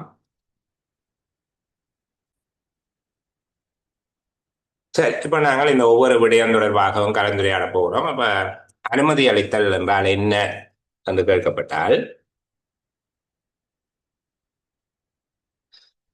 வழங்கும் பொருட்கள், வேலைகள், சேவைகள் ஆகியவற்றை பெறுவதற்கு அல்லது நிறைவேற்றுவதற்கு ஆகியவற்றை பெறுவதற்கோ அல்லது நிறைவேற்றுவதற்கோ அதிகாரம் அளிக்கக்கூடிய அலுவலரால வழங்கப்படுகிற ஆணை அனுமதி அளித்தல் என்று அழைக்கப்படுகிறது. நிதி ஒழுங்கு விதிகளில் இந்த உத்தியோகத்தர் அனுமதி அளிக்கும் அலுவலர் என அழைக்கப்படுகிறது. அவ்வாறு கூறப்படுபவர் அனுமதி அளிக்கும் உத்தியோகத்தர் என அழைக்கப்படுகிறது. இது தொடர்பில் முழுமையான பொறுப்பையும் அவரே ஏற்க குறித்த பொருட்கள், சேவைகள், வேலைகள், வழங்கல்கள் ஆகியவற்றுக்கு உரிமை அளிப்பதற்கு அல்லது நிறைவேற்றுமாறு கட்டளையிடுவதற்கு அதிகாரம் பெற்றுள்ள உத்தியோகத்தர் ஒருவரால் அவ்வாறு நிறைவேற்றும்படி வழங்கப்படுகிற ஒரு ஆணையாக அனுமதி அளித்தல் இருக்கும். அது தொடர்பாக முழு பொறுப்பையும் அவரே ஏற்றுக்கொள்ள வேண்டும். இவ்வாறான கட்டளை ஒன்று அல்லது ஆணை அளித்தல் என்பது எழுத்து மூலமாக செய்யப்படும். எழுத்து மூலமாக செய்யப்படுவதாக இருக்கும். அனுமதி அளிக்கும் உத்தியோகத்தர் கணக்கீட்டு உத்தியோகத்தருக்கு கீழ்வரும் விடயங்கள் தொடர்பாக பொறுப்பு கூற வேண்டியவர் ஆவார். உங்களை கேள்வி எப்படி கேட்பார்கள் என்றால், அனுமதி அளித்தல் என்றால் என்ன என குறிப்பிட்டு அனுமதி அளிக்கும் உத்தியோகத்தர் கணக்கீட்டு உத்தியோகத்தருக்கு விடயங்கள் தொடர்பில் பொறுப்புடையவராக இருப்பார் என்பதை விவரிக்க, பொறுப்புடையவர் என்றால் பொறுப்பு கூற வேண்டியவராக இருக்கிறேன் என்பதுதான் அதனுடைய கருத்து. அப்ப முதலாவது பார்க்க வேண்டும், அந்த குறிப்பிட்ட வேலை அல்லது வழங்கல் அல்லது சேவை தன்னுடைய அதிகாரத்துக்கு உட்பட்டது, தன்னுடைய அதிகாரத்துக்கு உட்பட்டது. அதுபோல அதற்கென பொருத்தமான நிதி ஏற்பாடு உள்ளது. நிதி ஏற்பாட்டிலிருந்து அல்லது பொருத்தமான கணக்கிலிருந்து அதற்குரிய செலவு பெறக்கூடியதாக இருக்கும் என்பவற்றை உறுதிப்படுத்த வேண்டியவராக இருக்கும். குறிப்பிட்ட வேலை அல்லது வழங்கல் சேவை தன்னுடைய அதிகாரத்துக்கு உட்பட்டது அல்லது பொருத்தமான அதிகாரத்துக்கு உட்பட்டது. வாக்கு பணத்தின் மீது அல்லது அதிகாரம் பெற்ற வேறு நிதி ஏற்பாட்டின் எல்லைக்குட்பட்டது. வாக்கு பணம்ங்கிறது அவருக்கு ஒரு ஓட் பர்டிகுலர் ஒன்று இருக்கும், அது உங்களுக்கு தெரியும். நான் ஆக குழந்தைகளில் தர நீங்கள் அந்த ஒரு ஓட் பர்டிகுலருக்குள்ள அல்லது ஒரு அக்கௌண்ட் அல்லது வேறு ஏதோ ஒரு ஏற்பாடு. சில விட ஓட் பர்டிகுலர் இல்லாமலும் இருக்கலாம். இப்போ ஒரு என்ஜிஓ காசு கொடுக்குதுண்டா ஓட் பர்டிகுலர் இருக்காது, அது டிபாசிட்டாக இருக்கும். இப்போ இங்கே குறித்த வாக்கு பணம் அல்லது அதிகாரம் பெற்ற வேறு நிதியத்தின் ஏற்பாட்டுக்கு எல்லைக்கு உட்பட்ட வேண்டும். அவற்றுக்கான செலவு தொகையை அதில் இருந்து பெற்றுக்கொள்ளலாம். அந்த ஏற்பாட்டில் இருந்தோ அல்லது நிதியத்தில் இருந்தோ அதற்கான செலவை செய்யக்கூடியதாக இருக்கும் என்பதையும் உறுதிப்படுத்திக் கொள்ள வேண்டும். அடுத்தது, அவர் தன்னுடைய சரியான தீர்மானங்களை, முறையான தீர்மானங்களை தான் அவர் விநியோகிக்கிறார், முறையான தீர்மானங்களை மேற்கொள்ளுகிறார். அவருடைய அதிகார எல்லைகள் மீறப்படவில்லை. ஒவ்வொருவருக்கும் ஒவ்வொரு அதிகார எல்லைகள் இருக்கும். இப்போ ஒரு 10 மில்லியன் வரையில அரசாங்க அதிபர் தீர்மானம் எடுக்கலாம் வேண்டாம், அவர் 15 மில்லியனுக்கு தீர்மானம் எடுக்கல. அப்ப தன்னுடைய அதிகார எல்லைகள் மீறப்படவில்லை, முறையாக தீர்மானங்களை நிறைவேற்றுகிறார் என்பதை உறுதிப்படுத்த வேண்டியது அவருடைய பொறுப்பு. மூன்றாவது, குறிப்பிட்ட ஆண்டில செலவுகள் அவருக்குரிய பகிர்வுகள் என்றால் அலோகேஷன், அவருக்குரிய அலோகேஷன்ல இருந்து எடுக்கக்கூடிய காசை விட கூட இல்லை, அலோகேஷனோட கூட இருக்கையில் இந்த இவர் கொடுத்த அனுமதி அவருக்குரிய அலோகேஷனை விட கூட இல்லை என்று பார்க்கணும். பகிர்வுகளில் இருந்து பெறக்கூடிய நிதியை விட அதிகமானது அல்ல. சரிதானே? அதுபோல ஒவ்வொரு பகிர்விலும் அவற்றுக்கான செலவு தொகைகளும் வேலைகள் நடைபெற்று செல்லும் போது அவை தொடர்பான தகவல்கள் பார்வையிடுவதற்கு ஏற்ற விதமாக பதிவு செய்யப்படுவதையும் உறுதிப்படுத்தணும். அதாவது ஒவ்வொரு அலோகேஷனுகளையும் அதுக்குரிய செலவு பதிவு செய்யப்பட்டு என்று வர வேண்டும். அப்போ ஒவ்வொரு பகிர்வு அதற்கான செலவு தொகைகள் பதிவு செய்யப்பட்டு அந்த விடயங்கள் வேலைகள் முன்னேறி செல்லும் போது அந்த விவரங்கள் பார்வையிடக்கூடியதாக இருக்க வேண்டும். காலத்துக்கு காலம் அந்த தகவல்கள் அத்தாட்சிப்படுத்தும் உத்தியோகத்தினால உறுதிப்படுத்தப்படுகிறதையும் பார்க்கணும். அக்கௌண்ட் ஸ்டேட்மெண்ட் சரியா இருக்கான்னு பார்க்க. சரிதானே?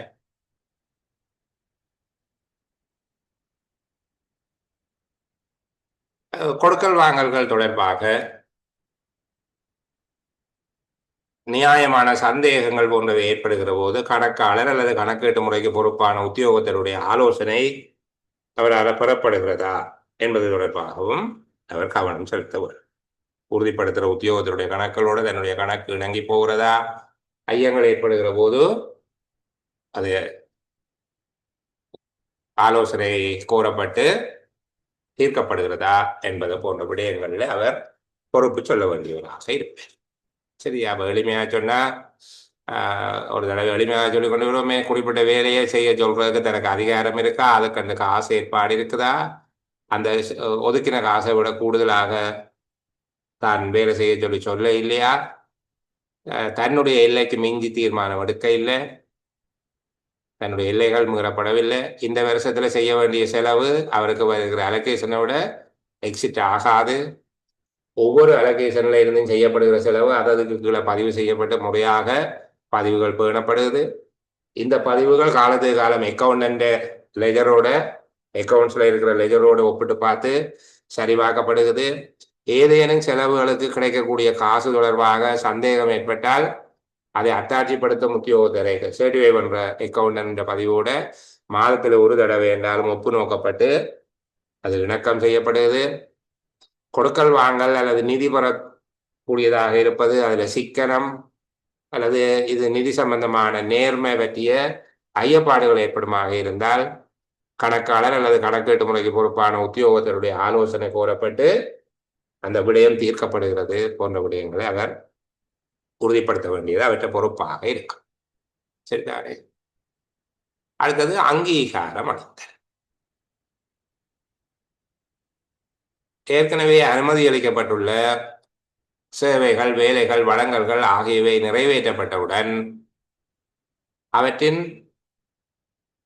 கொடுப்பனவு கோரிக்கைகளை ஏற்று அங்கீகரிப்பதற்கு அதிகாரம் பெற்ற உத்தியோகத்தர் அந்த கொடுப்பனவு கோரிக்கைகளை ஏற்று கொடுப்பனவுக்கு அங்கீகாரம் அளிப்பதற்கு அதிகாரம் பெற்ற உத்தியோகத்தரால் கொடுப்பனவை வழங்குமாறு விடுக்கப்படுகிற கட்டளை அல்லது ஆணை அங்கீகாரம் எனப்படும்.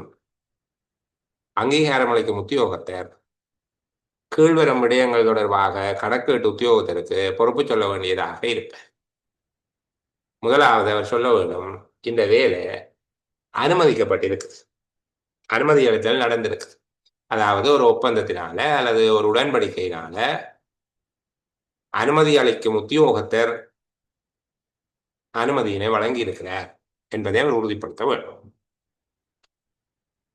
இரண்டாவது, அவ்வாறு அனுமதி அளிக்கப்பட்ட ஒப்பந்தம் அல்லது உடன்படிக்கையில் குறிப்பிடப்பட்டதன் பிரகாரமாக உபயோகிக்கப்பட்ட பொருட்களின் தரம், அளவு, காலம் என்பன ஒப்பந்தத்தினுடைய நிபந்தனைகளுக்கு அமைவாக குறித்த வேலை அல்லது வளங்கள் அல்லது சேவை நிறைவேற்றப்பட்டிருக்கிறது என்பதை அவர் உறுதிப்படுத்திக் கொள்வார். முதலாவது, குறித்த சேவை, வேலை அல்லது வளங்கள் ஏற்ற அனுமதி அளிக்கும் உத்தியோகத்தர், அதாவது உரிய அனுமதி அளிக்கும் உத்தியோகத்தரால எழுத்து மூலமாக ஒரு உடன்படிக்கை அல்லது ஒப்பந்தத்தினால் அனுமதி அளிக்கப்பட்டுள்ளது என்பதை உறுதிப்படுத்த வேண்டும். இரண்டாவது, அவ்வாறு அனுமதி அளிக்கப்பட்டதன் பிரகாரம் குறித்த உடன்படிக்கையில் ஒப்பந்தத்தில் காணப்படுகின்ற தரம், அளவு, உபயோகிக்கப்பட்ட மூலப்பொருட்களின் தரம், அளவு, நிறைவேற்றப்பட்ட காலம் என்பவை தொடர்பாக ஒப்பந்த உடன்படிக்கை நிபந்தனைகளுக்கு அமைவாக இருக்கிறதா என்பதை உறுதிப்படுத்திக் கொள்ள வேண்டும். அடுத்தது, இந்த ரேட் அண்ட் அமௌண்ட் குறித்த வீதங்கள் மற்றும் மொத்த தொகை அந்த உடன்படிக்கையில அல்லது ஏற்கனவே அனுமதிக்கப்பட்ட மதிப்பீட்டில் இருக்கிறதுக்கு அமைவாகத்தான் போடப்பட்டிருக்காங்க. இந்த வீதங்கள் என்றது ரேட் என்று சொல்றது. சரிதானே? பேமெண்ட் ரேட் அல்லது பேமெண்ட் அமௌண்ட் ஏற்கனவே அக்ரிமெண்ட்லயோ கண்ட்ராக்ட்ல இருக்கிற தொகை அல்லது அனுமதிக்கப்பட்ட மதிப்பீட்டில் எஸ்டிமேட்ல இருக்கிற தொகை தான் இங்க கேட்கப்படுது. ஒரு ஸ்டாண்டர்ட் ரேட் அல்லது அக்ரிமெண்ட் ரேட் தான் இருக்குது. அந்த வீதங்கள் நீதியானவை, நியாயமானவை, அது மீறப்பட இல்லை என்கிறதை அவர் பார்க்கும். சரிதான். அடுத்தது, இந்த அக்ரிமெண்ட்ல பொருத்தமான கண்டிஷன்ஸ், ரெகுலேஷன், ரூல்ஸ், லோ, இந்த மாதிரி எல்லாம் கடைபிடிக்கப்பட்டிருக்குதா? நிதி ஒழுங்கு விதிகள் போன்றவை சரிதானே. ஒப்பந்த நடைமுறைகள் என்றால் ப்ரோக்யூமெண்ட் ப்ரொசீஜர் இந்த மாதிரி எல்லாம் இருக்கின்றன. அதாவது வேலைக்கு அமர்த்தும் ஒப்பந்தம் தொடர்பாக பொருத்தமான நிபந்தனைகள், விதிகள், பிரமாணங்கள் ஆகியவை கடைபிடிக்கப்பட்டிருக்கிறது என்பதை பற்றி பார்க்கலாம். அதே போல பொருட்களாக இருந்தால் அவை உரிய வகையில சரிபார்த்து பொறுப்பேற்கப்பட்டு அதுக்குரிய ஆவணங்கள் இணைக்கப்பட்டிருக்கு என்று பார்க்க வேண்டும். போலியோ நம்பர் எல்லாம் எழுதுறது. அதே போல வளங்களாக இருந்தால் மின்சாரம், எரிவாயு, நீர், தொலைபேசி போன்ற சேவைகளாக இருந்தால் அவற்றுக்குரிய சேவைகள் என்றால் அந்த மீட்டர் எல்லாம் பார்த்து மாதம் மாதம் அந்த ரீடிங் பார்த்து சரி பொருத்தமான விவரங்களுக்கு அமைவாக கொடுப்பனவு செய்யப்படுவதை உறுதிப்படுத்த வேண்டும். இது அங்கீகாரம் அளிக்கும் உத்தியோகத்தருடைய பொறுப்பாக இருக்கும். அங்கீகாரம் அளிக்கும் உத்தியோகத்தருடைய வேலை. அடுத்தது அத்தாட்சிப்படுத்துதல். அத்தாட்சிப்படுத்துதல் என்றால் என்ன என்று சொன்னோம். உறுதிச்சீட்டுகளை அத்தாட்சிப்படுத்துவதற்கு அங்கீகாரம் உள்ள உத்தியோகத்தர் ஒவ்வொரு உறுதிச்சீட்டிலும் கொடுக்கப்படக்கூடிய தொகை பொருத்தமான ஏற்பாட்டின் கீழ் பொறுப்பிக்கப்படக்கூடியதாக இருக்கிறது என்பதை உறுதிப்படுத்தி ஒப்பமிடுவதாக இருக்கும். இவர் கணக்கீட்டு உத்தியோகத்திற்கு பொறுப்பு சொல்ல வேண்டிய விடயம் ஒவ்வொரு உறுதிச்சீட்டினாலும் கொடுக்கப்படுகின்ற தொகை பொருத்தமான வாக்குப்பணம் ஒன்றின் கீழ் ஒரு தலைப்பு, நிகழ்ச்சி திட்டம், கருத்திட்டம், வாக்குப்பண விடயம் அல்லது பொருத்தமான கணக்கு ஒன்றிலிருந்து சரியாக பெறக்கூடியது. உரிய அதிகாரத்தினால அதுக்கு நிதி ஏற்பாடு செய்யப்பட்டிருக்கு. பொதுவாக நிதியமைச்சர் கையொப்பமிட்ட ஆணைச்சீட்டு அல்லது ஜனாதிபதி அது எல்லாத்தையும் விடுவோம். உரிய வகையில் அதுக்கு நிதி ஏற்பாடு செய்யப்பட்டிருக்குது. இந்த ஆண்டில் குறித்த நடப்பு ஆண்டில் ஏற்பாடு செய்யப்பட்ட தொகையை விட கொடுப்பனவு தொகை மேற்படாமல் இருக்கும். உரிய கருத்திட்டம், நிகழ்ச்சி திட்டம், தலைப்பு, வாக்குப்பணம் என்பவற்றின் கீழ் கணக்கு வைக்கப்படுகிறது. உரிய பேரேட்டில் பதிவு செய்யப்படுகிறது. உறுதிச்சீட்டில் குறிப்பிடப்பட்டிருக்கக்கூடிய பணம் பெறுவோர் கொடுப்பன பெறுவதற்கு உரியவர். சரியான தொகை குறிப்பிடப்பட்டிருக்குது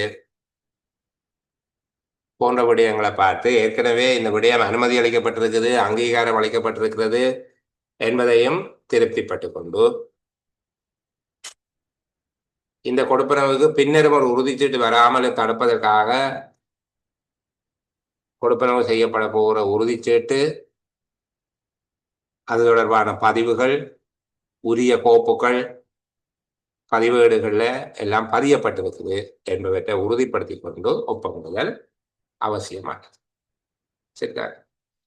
பொருத்தமான கழிவுகள் எல்லாம் அவருக்கு கொடுக்கப்பட்ட முற்படங்கள், மேலதிக கட்டணங்கள், தண்டப்பணம் போன்றவை அனைத்தும் அவரிடமிருந்து அறவிட வேண்டியவெல்லாம் அறவிடப்பட்டிருக்கிறது. உரிய ஆவணங்கள், வேலை நிறைவேற்றப்பட்டதற்கான உரிய ஆவணங்கள் அனைத்தும் அத்தாட்சி பத்திரங்கள் உறுதிச்சீட்டோடு இணைக்கப்பட்டுள்ளது போன்ற விடயங்களை எல்லாம் அவர் உறுதிப்படுத்திக் கொள்ள வேண்டும். அடுத்தது கொடுப்பனவு செய்யும் உத்தியோகத்தர்.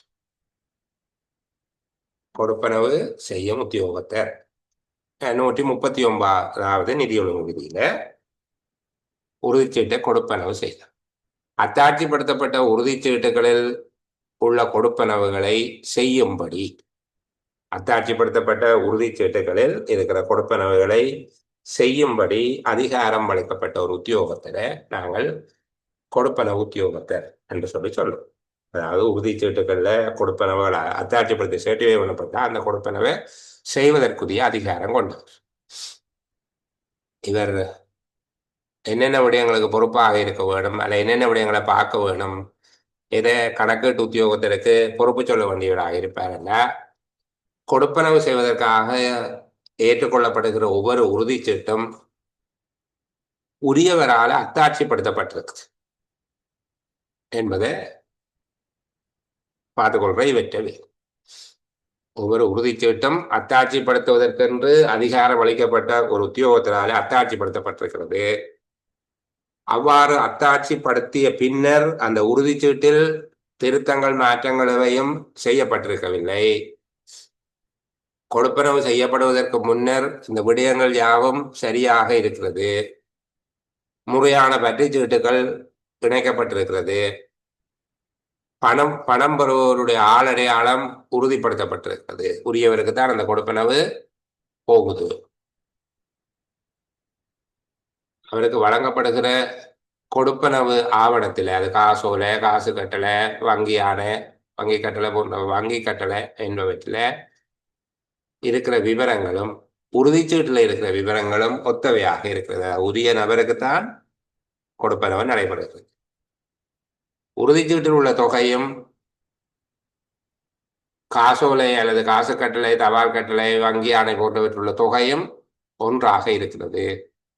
வவுச்சர்ல பெயிட் என்று சொல்லி அடிச்சு கையொப்பம் வச்சிருக்குது. செலுத்தப்பட்டுள்ளது என்கிற பதம் பொறிக்கப்பட்டு ஒப்பமிடப்பட்டுள்ளது. ஒவ்வொரு கொடுப்பனவும் இதற்கான பதிவேடுகள்ல முறையாக கணக்கு வைக்கப்பட்டுள்ளது. கொடுப்பனவு செய்யும் போது அது காணாமல் போகிறது அல்லது களவு போறதை தடுக்கிறதுக்குரிய பாதுகாப்பு செய்யப்பட்டது. குறிப்பா காசோலை மூலமான கொடுப்பனவாக இருந்தா எல்லா காசோலைகளுக்கும் குறுக்கு கோரிடப்பட்டிருக்கு. இந்த மாதிரியா அதுபோல காசை கொடுப்பனவு செய்யும் போது செக்கை கொடுக்கல அதுக்கு பேங்க்ல காசு இருக்கு. எல்லா கொடுப்பனவுகளுக்கும் போதுமான வங்கி மீதி உள்ளது. செக் நம்பர் வவுச்சர்ல எழுதி கிடக்குது. குறிப்பிட்ட ஒவ்வொரு காலமும் பேங்குக்கு கொடுத்த செக் நம்பரும் எங்கள்கிட்ட வருகிற ஸ்டேட்மெண்ட்டும் செக் பண்றோம். குறித்த மீதி காலத்துக்கு காலம் வங்கி கூற்றுடன் ஒப்பிட்டு இணக்கம் செய்யப்படுகிறது. காசோலையாக கொடுப்பனவு செய்யும் போது கருத்தில் கொள்ள வேண்டியது என்று தனியாகவும் கேட்கலாம். சரிதானே? கொடுப்பனவு உத்தியோகத்தர் காசோலையாக கொடுப்பனவு செய்யும் போது கருத்தில் கொள்ள வேண்டிய விடயம் என்று 10வது தனியாகவும் கேட்கலாம். குறித்து வச்சுக் கொடுக்கும். கொடுப்பனவு உத்தியோகத்தர் ஒருவர் காசோலையாக கொடுப்பனவு செய்யும் போது உறுதிப்படுத்த வேண்டிய விடயங்கள்: எல்லா கொடுப்பனவுக்கும் போதுமான வங்கி மீதி உள்ளது. காசோலை இலக்கம் வவுச்சர்ல உறுதிச்சீட்டில் எழுதப்பட்டிருக்குது.